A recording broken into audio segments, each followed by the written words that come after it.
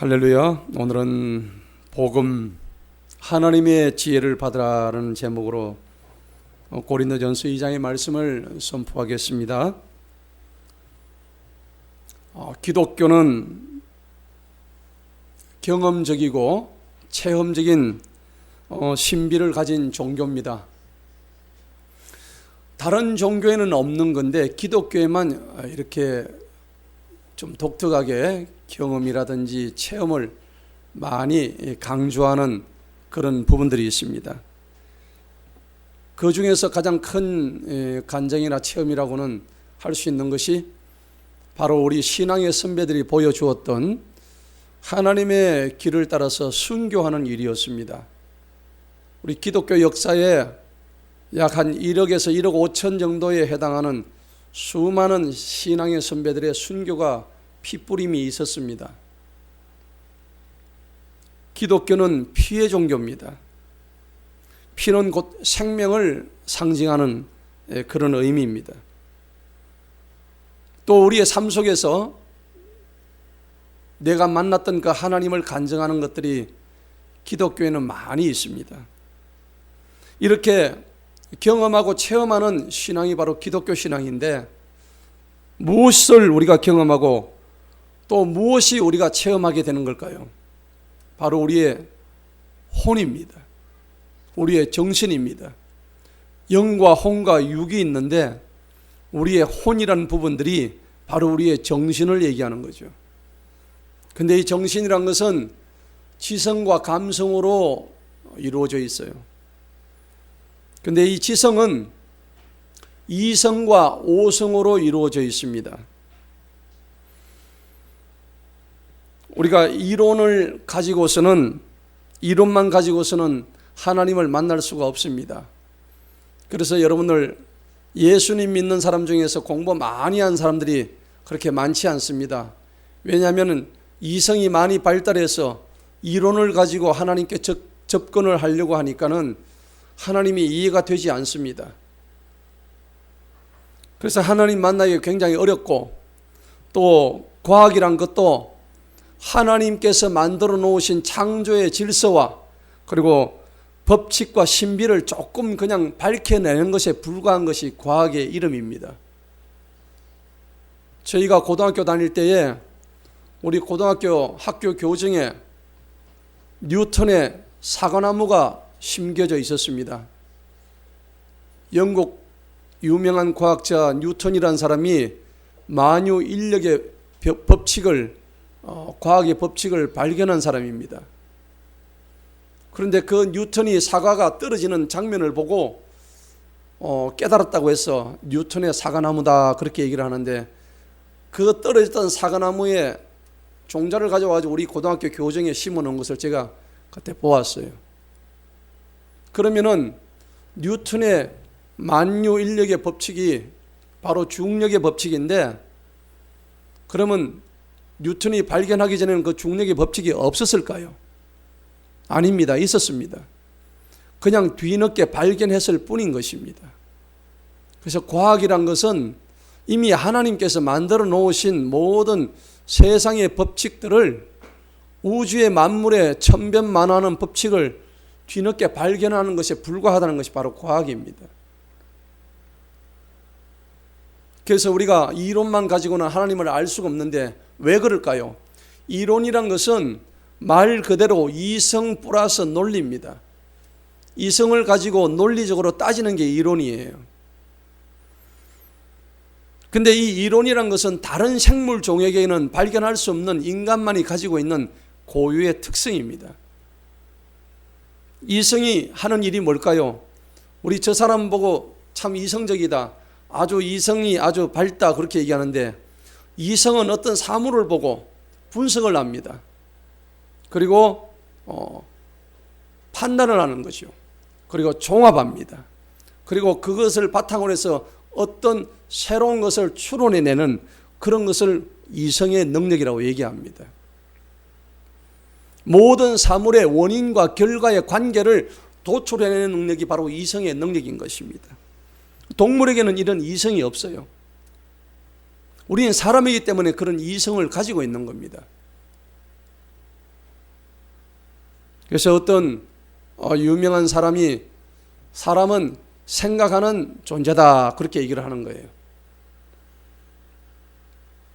근데 이제 인간의 특성이 뭐냐 그러니까 이성적인 존재라 하지만은 이성의 한계가 있어요. 왜 한계가 있을까요? 이성은 시간과 공간에 제약됩니다. 제약을 받아요. 그게 한계입니다. 보여지는 것으로만 판단하는 것이 바로 한계인 것입니다. 우리는 눈으로 보여지는 그 사물만 가지고 모든 것이 판단되어진다는 겁니다. 그래서 우리가 이성적 존재를 얘기할 때는 시간과 공간을 절대 초월할 수 없는 한계를 내재적으로 가지고 있다는 사실입니다. 하나님은 시간과 공간을 창조하신 분이에요. 우리 인간에게는 시간이란 것이 과거와 현재와 미래란 것이 존재하지만은 하나님은 시간과 과거와 현재와 미래라는 그 시간 전체를 창조하신 분이고, 또 우리는 공간이란 것을 내가 지금 이곳에 있으면서 동시에 다른 곳에 있을 수 없는 존재입니다. 하지만은 하나님은 무소부주하시다.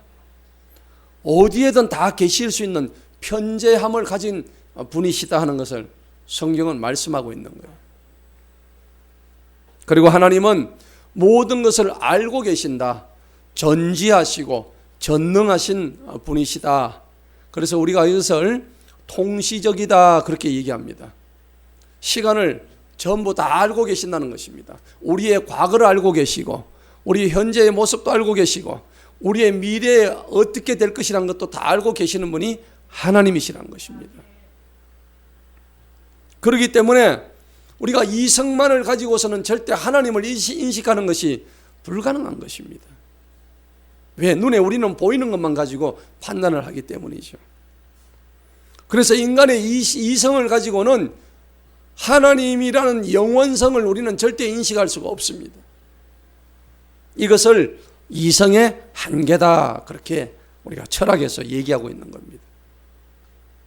여러분, 그렇다고 해서 이성이 필요 없느냐? 그게 아닙니다.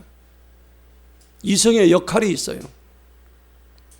이성의 역할은 이성의 추론을 통해서 우리가 바라보고 있는 사물의 궁극적인 존재를 인식하기까지, 도달하기까지, 인식하는 데까지는 이성이 해준다는 얘기입니다.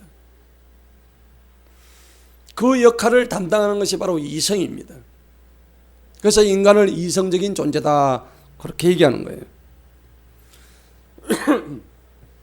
그런데 문제가 그 이상의 세계는 이성을 가지고는 깨달을 수 없는 분야가 있습니다. 그게 바로 오성입니다. 깨달을 오자, 성품 성자, 깨닫는 성품입니다. 그걸 오성이라고 그러는데 영어로는 awakeness 그렇게 얘기를 해요. 근데 이 이성에 필요한 목적은 뭐냐? 이성은 오성을 가지게끔 해주는 전 단계까지 역할을 담당하고 있는 게 인간의 이성입니다. 중국 고사성어에 경물치지라는 단어가 있습니다. 아주 유명한 단어인데 주희의 대학에서 나오는 용어입니다. 사물의 이치를 끝까지 파고들어서 깨달음에 이른다 하는 뜻입니다. 사물의 이치를 끝까지 파고드는 거예요. 그래서 이걸 이제 우리 불교에서는 득도한다.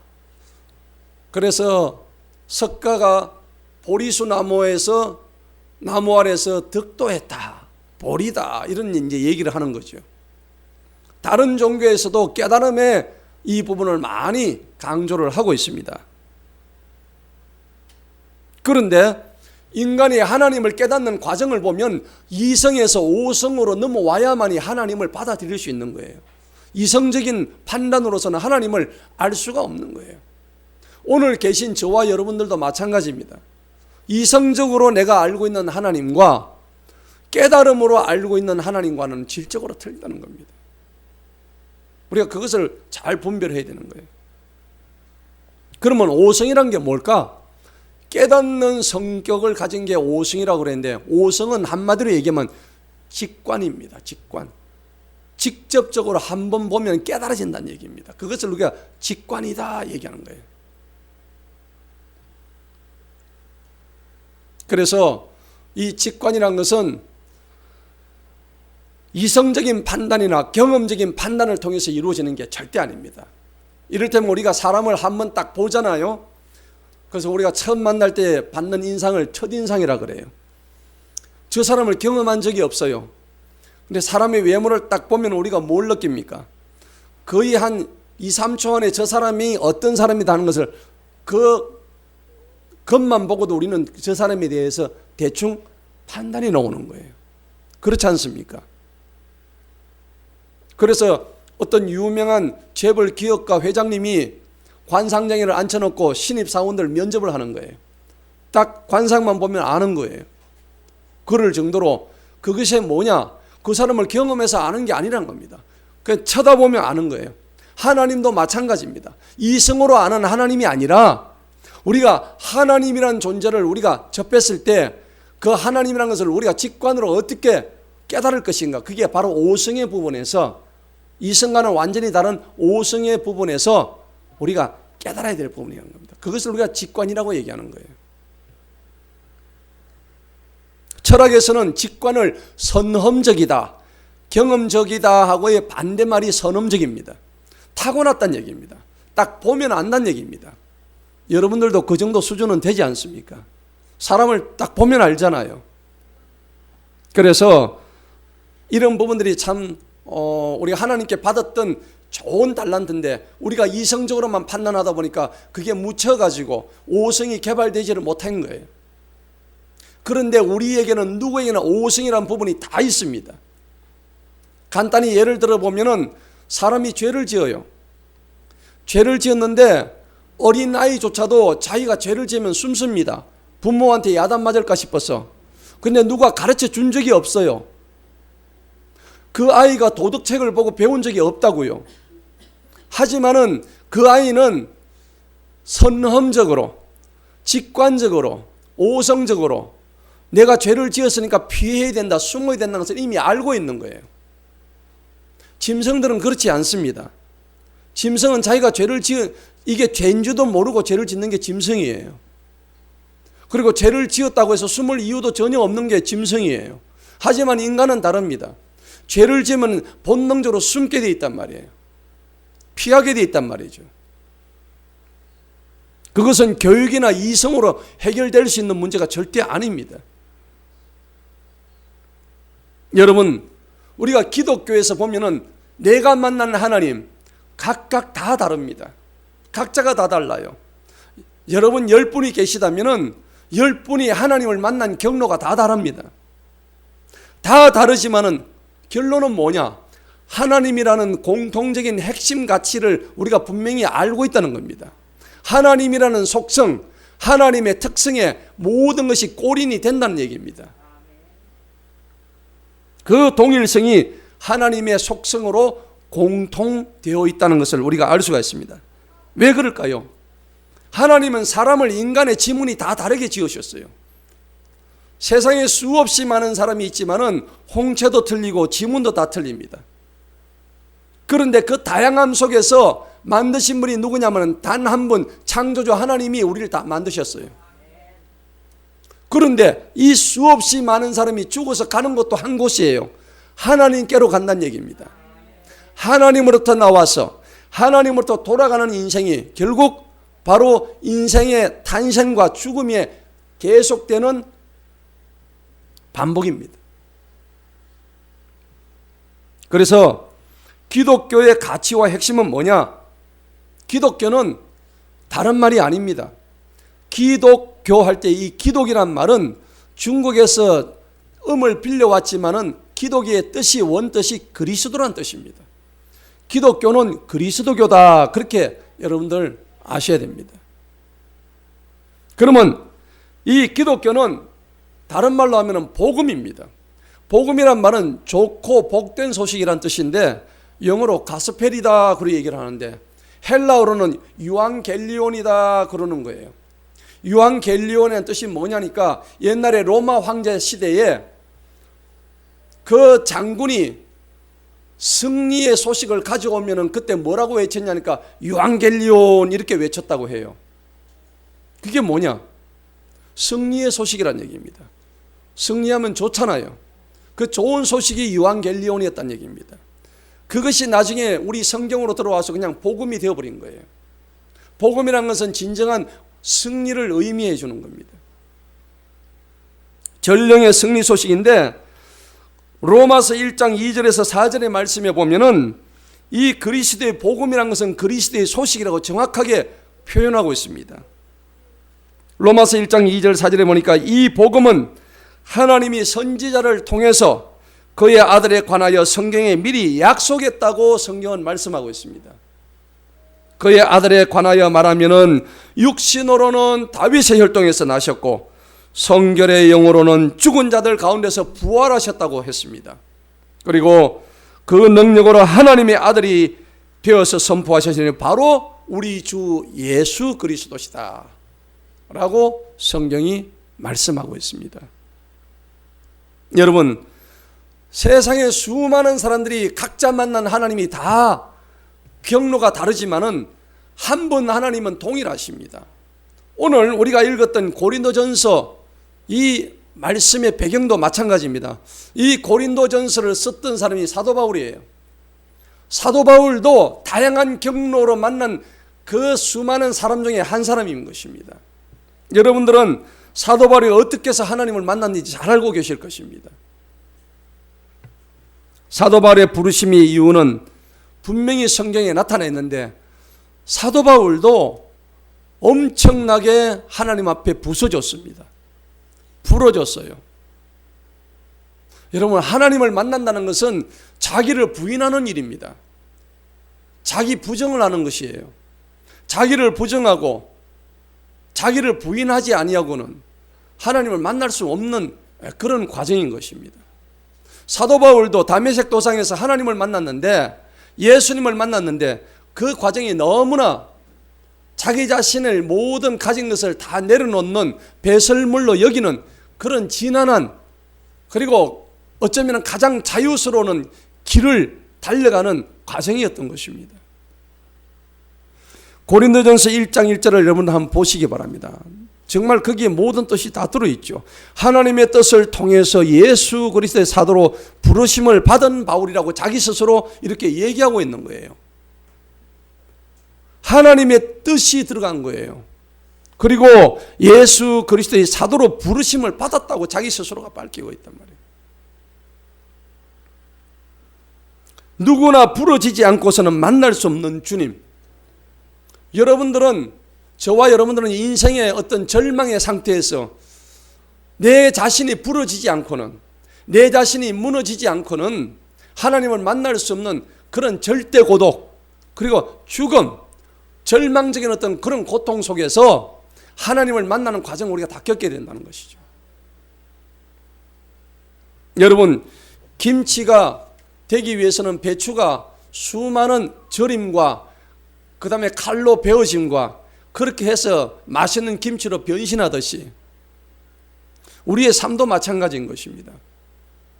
우리가 맛깔나고 정말 잘 정제되고 또 가장 아름다운 모습으로 하나님 앞에 서기 위해서는 마치 배추가 김치가 되는 과정처럼 수없이 많은 그런 자기 죽음이 있어야 된다는 것입니다. 이런 것들을 넘어서는 진리의 발견이 바로 뭐냐? 복음이라는 겁니다. 사도 바울이 깨달았던 것이 바로 이 복음의 가치요, 복음의 권능이었다는 겁니다. 인간의 지혜로 하지 않고 하나님의 지혜로 받을 때 믿어지는 그 역사가 바로 복음의 역사인 것입니다. 이 고린도서의 배경을 보면은 고린도 교회 내에 있었던 분쟁이 많이 있었습니다. 여러분, 고린도 지방이라는 곳은 굉장히 잘 사는 곳이었어요.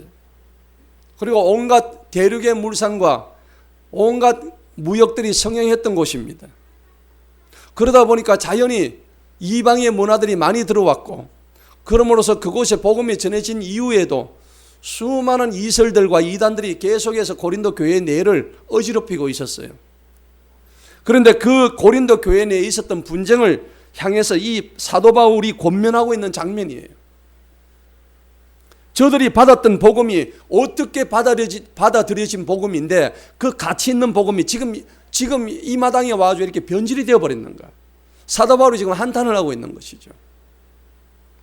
저들이 알고 있는 복음의 가치가 얼마나 값지고 큰 것인데 그 가치를 저들이 쉽게 이해하지를 못하고, 그리고 저들 육신 속에 머물고 있는 저들의 그 시기하는 모습, 자기들끼리 서로 질투하고 교회 내에서 다투고 분열하는 이 모습이 바라볼 때 사도 바울이 기가 찬 거예요.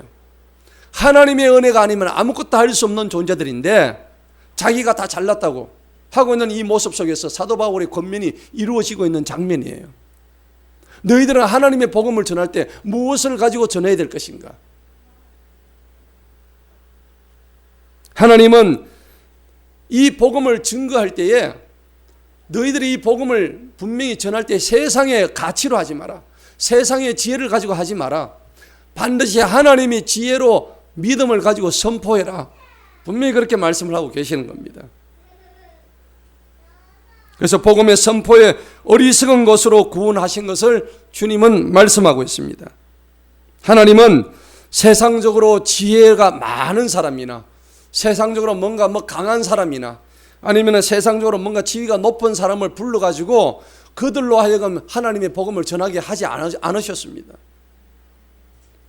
오히려 하나님은 어리석은 자나 나약한 자나 무명한 자들을 불러서 하나님의 복음을 강력하게 선포하게 하셨다는 얘기입니다.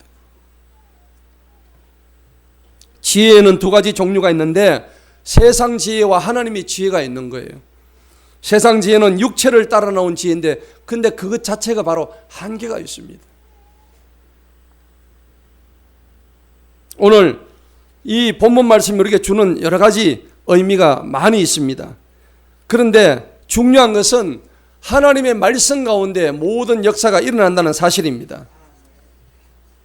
오늘 본문 말씀을 한번 보게 되면은 우리가 1절에서 5절까지는 전도의 내용과 방식에 대해서 오늘 본문 말씀에서 얘기를 하고 있어요. 오늘 바울은 1절과 2절에서 분명히 말씀하고 있습니다. 너희에게 하나님의 증거를 밝히 말할 때 말과 지혜의 탁월함으로 하지 않았다. 사도 바울은요, 고린도후서 10장에 가면은 10절에 사도 바울은 말의 재주가 없었다고 했습니다. 언변이 탁월하지 못했다고 했어요. 말이 오히려 어눌했다고 성경이 증거하고 있습니다. 여러분, 우리가 전도할 때에 내가 말을 잘해야 상대방한테 복음을 증거하고 선포하지 않는가? 아닙니다. 오히려 바울은요, 자기는 언변이 없다고 분명히 고린도서 10장에서 말씀하고 있습니다. 밝히고 있어요. 2절에 보니까 이는 내가 너희 중에서 그 예수 그리스도 그분께서 나무에 달려 못 박히신 것 외에는 아무것도 알지 아니한다. 모든 것을 배설물로 여긴다고 오늘 성경이 말씀하고 있습니다. 여러분, 하나님께서 강한 자를 쓰시지 않는 이유는 뭐냐니까 성령의 역사는요, 약한 자에게 임하는 줄로 믿습니다. 자기가 강하다는, 또 내가 아주 뭔가 견고하다는 사람에게 성령의 역사가 일어나지 않습니다. 내 자신을 비울 때에, 여러분, 그릇도 비어 있어야 무언가를 담을 수가 있습니다. 그런데 그 그릇 안에 가득 차 있으면 담을 공간이 없는 거예요. 지금 내 속에 뭔가 꽉 차 있다고 생각하시는 분들은 비우시기 바랍니다. 완전히 비우시기 바랍니다. 그리고 그것을 비워내고 난 다음에 하나님의 성령의 역사가 들어갈 수 있도록 그 잔을 비워주시기 바랍니다.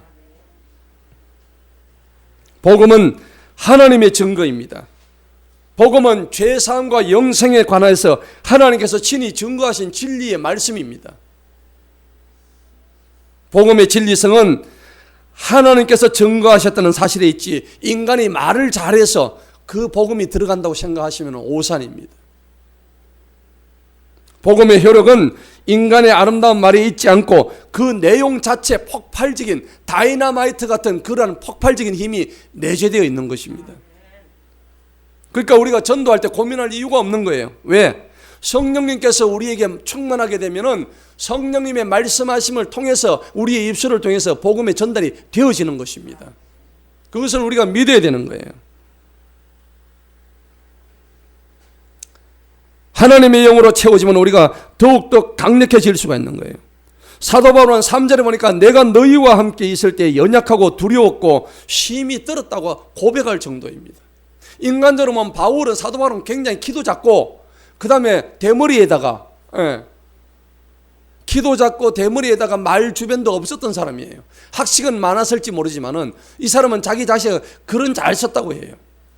학식이 많으니까. 말 주변은 없었다고 본인이 밝히고 있어요. 고린도서 12장 9절에 하나님의 능력은 약한 데에서 온전하여진다고 성경이 증언하고 있습니다. 여러분, 강함을 자랑하지 마시기 바랍니다. 여러분들의 약함을 자랑하시기 바랍니다. 하나님께서는 약한 곳에, 그리고 모자란 곳에 하나님께서 역사하십니다. 4절에 보니까 또 나의 말과 나의 선포한 것들이 사람의 지혜에 유혹하는 말로 하지 아니하고 오직 성령님과 권능만을 나타내므로 하였다 그랬습니다. 여러분, 성령님의 권능, 그 권능만이 우리의 모든 것을 지탱해 주시고 그리고 인도해 주실 줄 믿습니다. 여러분, 내가 세다고 생각할 때 절대 성령님이 역사하지 않는데, 성경적으로 본다 할지라도 여러분들 약한 자에게 임하시는 하나님의 능력이 얼마나 큰지 몰라요. 기드온은 아주 겁쟁이였습니다. 그런 겁쟁이 기드온에게 하나님의 성령의 역사가 임하니까 기드온의 300용사가 수많은 군사를 쳐 부술 수 있었습니다. 하나님의 능력이었습니다. 어린 다윗이 어떻게 그 장성한 골리앗을 넘어뜨릴 수 있었겠습니까? 하나님의 영으로 채워질 때 그것이 가능한 줄로 우리가 알아야 합니다. 머리카락 잘린 삼손이 무슨 능력이 있었겠습니까? 하지만 하나님께 마지막으로 더 한번 간구할 때 하나님의 영이 삼손한테 부어질 때에 그의 그 자라난 머리카락으로 인해서 하나님께 마지막 삼손에게 능력을 주신 거예요. 본문 말씀 5절에 보니까 이것은 너희의 믿음이 사람들의 지혜에 서 있지 아니한다. 우리 믿음이 우리의 지혜에 서 있는 게 아니에요. 하나님의 권능에 서 있게 하려 합니다. 그래서 우리가 설교의 능력은 성령님의 권능에서 나온다고 우리 목자들은 알고 있습니다. 사람의 지혜로 하려고 하면은 그 설교가 올바른 설교가 될 수가 없습니다. 하나님께서 성령의 능력을 부어주시지 아니하면은 그 설교가 하나님이 기뻐하는 설교가 될 수가 없는 거예요. 오늘 본문 6절을 보시기 바랍니다. 그러나 우리가 완전한 자들 중에서 지혜를 말하노니 이 세상의 지혜도 아니요 무익한 이 세상의 통치자들의 지혜도 아니다. 세상의 지혜는 무익하다고 오늘 성경이 말씀하고 있습니다. 여러분, 그렇습니다. 세상의 지혜는 하나님의 지혜와 반대됩니다. 하나님의 능력은, 우리에게 주시는 그 복음의 능력은 우리의 내면을, 그 복음의 능력이 내면을 변화시키는 능력을 가지고 있기 때문에 죄인을 회개시키고 믿게 하는 구원의 능력인 줄로 우리가 알아야 합니다. 죄인을 변화시키는 거예요. 복음의 성격이 그러하듯이 성도의 믿음도 사람의 지혜에 근접하지 않고 근거하지 않고 하나님의 능력을 힘입을 때에 거기서 복음의 능력이 나가는 것입니다. 7절을 보면은 다만 우리는 신비에 속해 있는 하나님의 지혜 곧 감추어진 지혜를 말하노니. 여러분, 하나님의 지혜는 신비에 속합니다. 정말 놀라운 능력이죠. 신비란 것은 우리가 아무리 알려고 해도 하나님의 영역이기 때문에, 신의 영역이기 때문에 우리가 알 수가 없어요. 우리가 일상적으로 바라보는 하루에 해가 뜨고 하루에 해가 지는데 이런 모든 눈으로 보는 이 사실들이 하나님의 영역이에요. 우리 인간의 힘으로 어떻게 할 수 있는 영역이 아닙니다. 왜 그렇게 되었는지 그거는 하나님만이 아시는 거예요. 그리고 그 지혜는 하나님의 감추어진 지혜인 것입니다. 이것은 하나님께서 우리의 영광을 위하여 이 세상 전에 미리 정하셨다고 오늘 7절에서 분명히 말씀하고 있습니다. 그런데 오늘 8절에 보니까 이 세상의 통치자들은 아무도 이 지혜를 알지 못했다. 세상의 통치자들은 하나님의 지혜를 알지 못하는 사람들이에요. 성경은 이 세상에 지혜자들이 많이 있다고 하는데 고린도서 4장 4절에는 세상의 신으로 얘기합니다. 그리고 에베소서 2장에 보면 공정권세 잡은 자라고 표현하고 있습니다. 그리고 사단이요, 마귀요, 계명성이요, 바알세벌이요, 벨리알이요, 용이요, 곧 옛뱀이다. 그렇게 성경 곳곳에서 이 세상의 통치자들, 어둠의 주관자들, 공정권세 잡은 모든 자들에 대해서 성경은 이렇게 아주 자세하게 묘사하고 있습니다. 이 세상의 통치자들은 아무도 이 지혜를 알지 못합니다. 이는 만일 그들이 알았더라면 그들이 영광의 주님을 나무에 달아서 못 박지 아니하였을 것이다. 하나님의 그 영광의 나타나심을 저들이 알았더라면 어찌 그 주님을 못 박을 수 있었겠습니까? 인간의 무지함이 이렇게 놀라운 것입니다.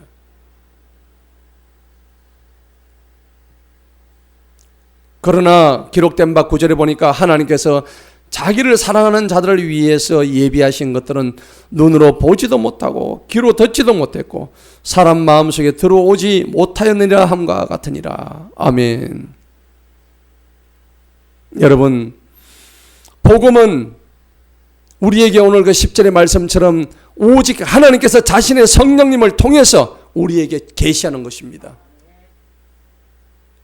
복음은요, 인간의 감각의 대상이 아닙니다.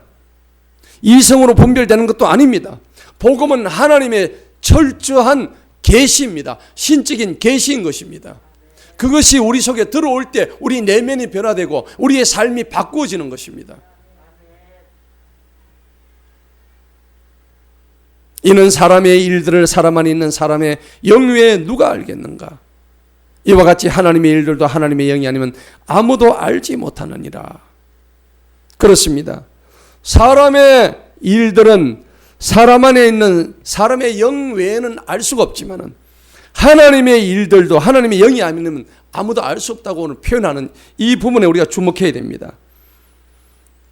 하나님의 일들은 하나님을 믿는 사람들이 하나님의 영을 받은 사람만이 알 수 있는 거예요.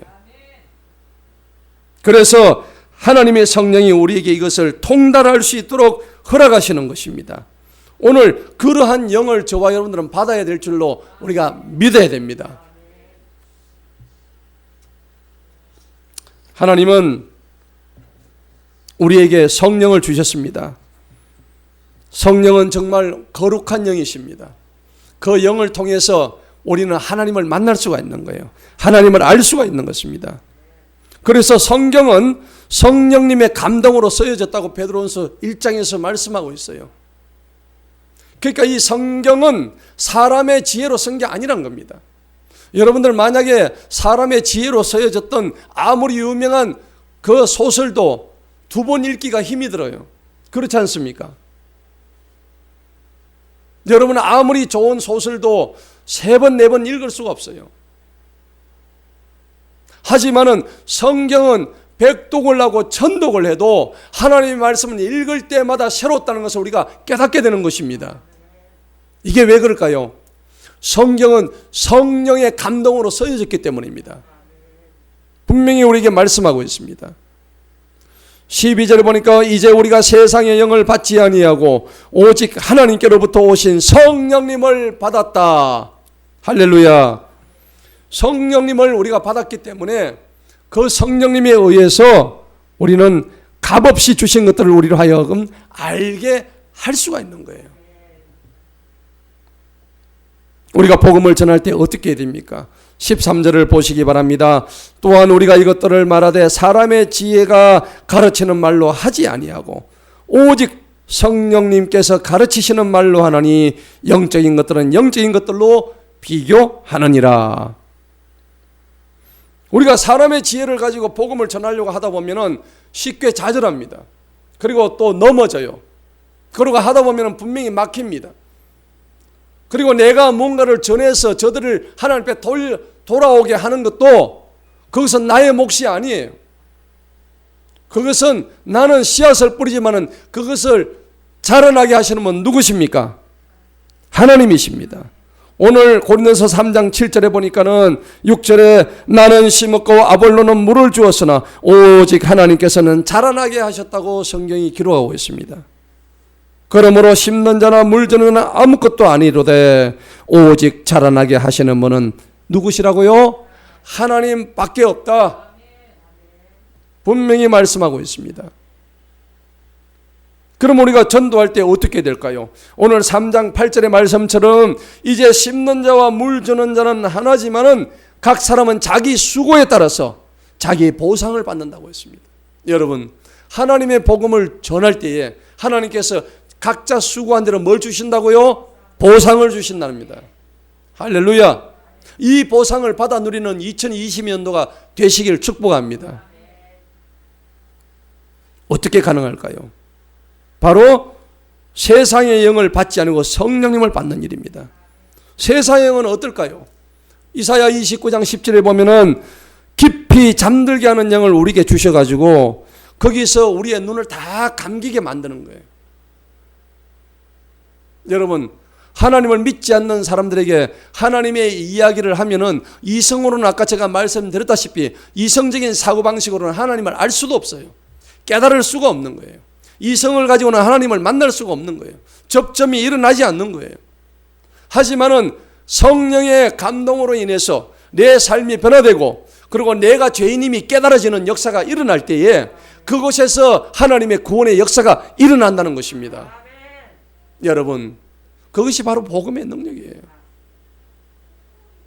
오늘 저와 여러분들은 복음의 초대를 받은 분들이에요. 오늘 우리가 복음 초대주일을 맞이해서 복음이 뭡니까? 복음은 사람을 살리는 일이에요.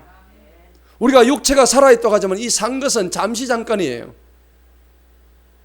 눈에 보이지 않는 영과 혼과 그 우리의 영혼이란 것이 있는데 그 육이란 것은 잠시 있다가 사라지고 여러분 죽은 우리 몸뚱아리가 어디로 들어갑니까? 저기 저 화장장에 가면 불덩어리 들어가요. 우리 몸뚱아리 불로 들어간다고요. 육체가 다 불덩어리 들어갑니다. 1600도의 그 고로 안에 들어가가지고 거기서 그냥 우리 몸뚱아리 가루가 되어버리는 1시간 만에 가루가 되어 나오잖아요. 요즘 매장하는 사람 누가 있겠습니까? 우리 육체는 다 그렇게 소멸돼요. 그러면은 우리에게 남는 것이 뭐가 있습니까? 영과 혼이 있어요. 영과 혼이. 영과 혼은 절대 소멸되지 않습니다. 여러분 꼭 기억하시기 바랍니다. 내가 나로 인식하는 것이 내 몸뚱아리가 아니라고요. 내 영혼은 내 육이 있을 때까지만 내 몸 안에 머물고 있는 것이지 내 영혼은 육이 없어지고 난 다음에는 그 처소로 옮기는 것입니다. 여러분들 꼭 기억하시기 바랍니다. 복음이 무엇입니까? 그 사실을 깨닫게 해주는 거예요. 그리고 그 복음의 진리의 능력을 우리에게 덧입혀 주시는 것입니다.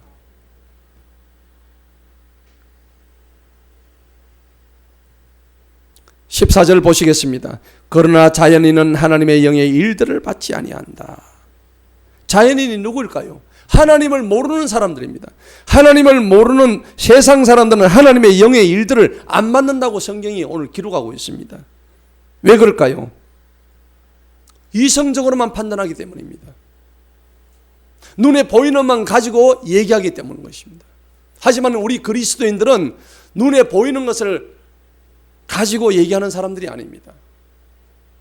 우리는 눈에 보이지 않는 것이 보이는 것보다 얼마나 더 많고 크고 중요하다는 것을 우리는 이미 다 잘 알고 있습니다.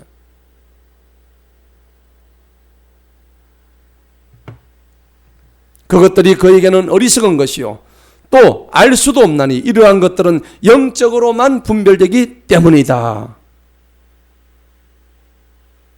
참 신기하죠. 하나님으로부터 선택받은 자들은요 하나님이 우리를 숨겨놓았다고 성경이 기록하고 있어요. 시편 83편 3절에 보니 하나님의 성도들은 그분의 숨긴 자들이다 라고 되어 있단 말이에요. 우리는 아주 보석처럼 꼭꼭 숨겨놓은 자들이에요. 할렐루야.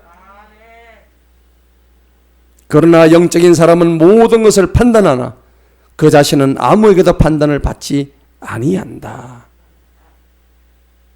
골로새서 3장 3절에도 그들의 생명이 그리스도와 함께 그 안에 감추어져 있다고 성경이 증언하고 있습니다.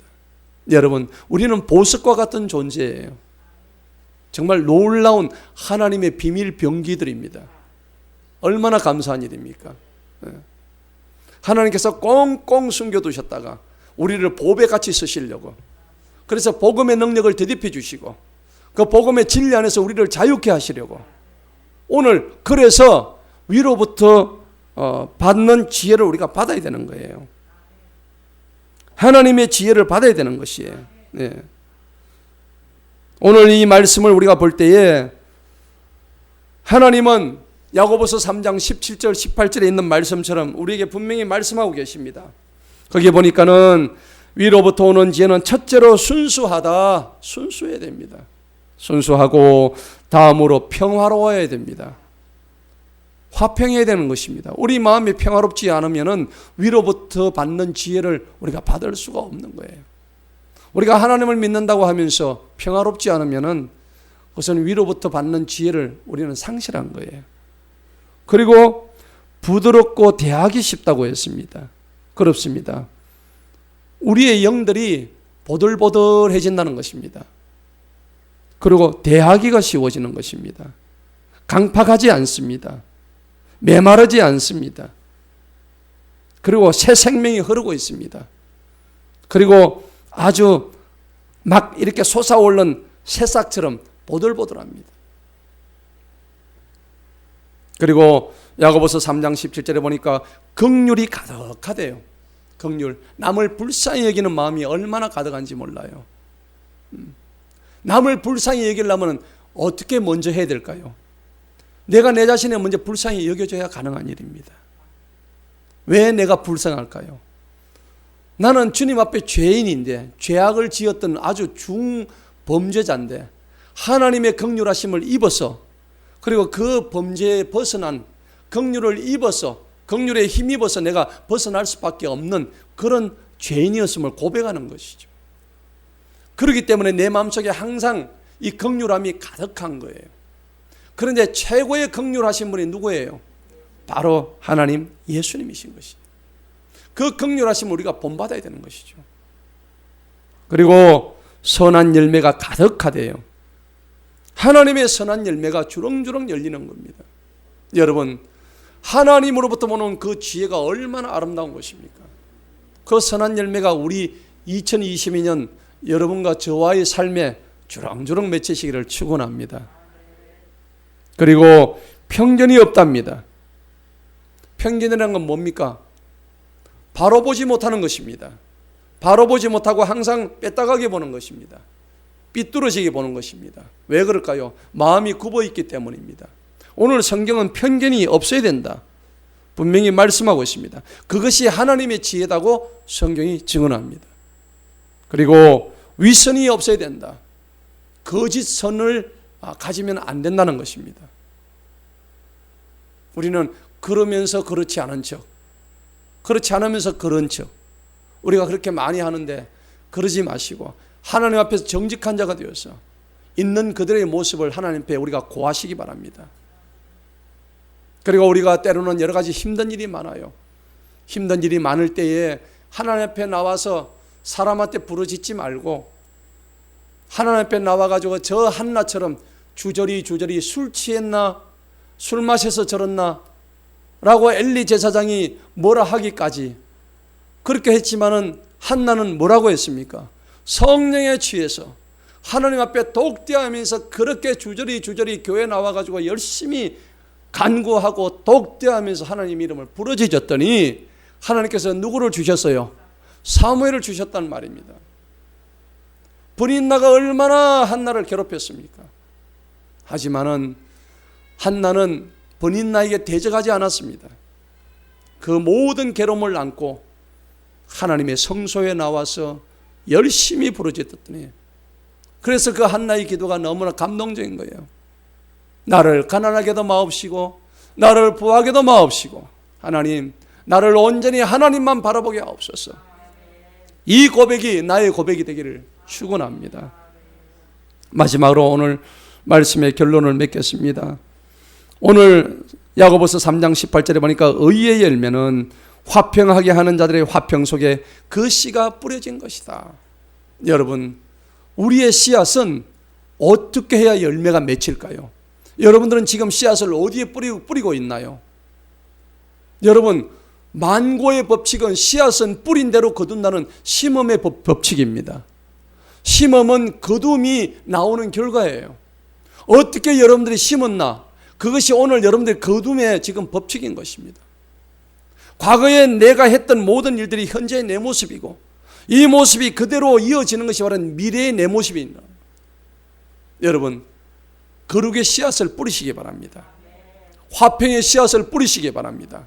2020년도에는 그러한 씨앗을 여러분들 마음속에 뿌리는데, 그 마음이 무슨 밭이 되느냐? 마음에 윤택한 옥토밭이 되어야 된다는 것입니다.